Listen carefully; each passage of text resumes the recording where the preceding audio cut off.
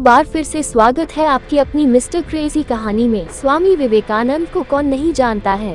उन्होंने पूरे विश्व में भारत की सभ्यता, संस्कृति और अध्यात्म से परिचय करवाया था। उन्होंने विश्व धर्म सम्मेलन जो कि अमेरिका के शिकागो में हुआ था में भाग लिया और अपने विचारों से पूरी दुनिया को अवगत करवाया। उनकी मृत्यु 1902 में हुई थी। क्या आप जानते हैं उनकी मृत्यु के पीछे के कारण को?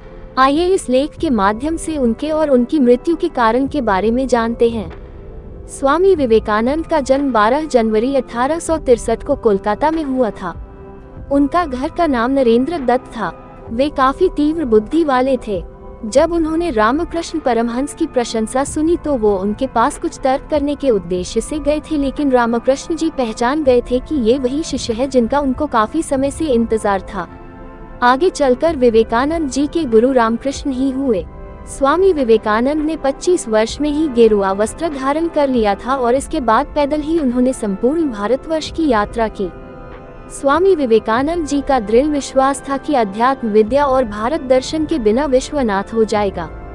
उन्होंने रामकृष्ण मिशन की भारत में और विदेश में कई शाखाएं स्थापित की। इस तथ्य के बारे में कोई रहस्य नहीं है कि स्वामी विवेकानंद की मृत्यु 1902 में हुई थी, लेकिन हम सभी को उनके निधन के पीछे के असली कारणों की जानकारी नहीं है। इस लेख में हम स्वामी विवेकानंद की मृत्यु के साथ साथ उनके जीवन के जुड़े कुछ अज्ञात पहलुओं से संबंधित विभिन्न सिद्धांतों का पता लगाने की कोशिश कर रहे हैं। स्वामी विवेकानंद की मृत्यु।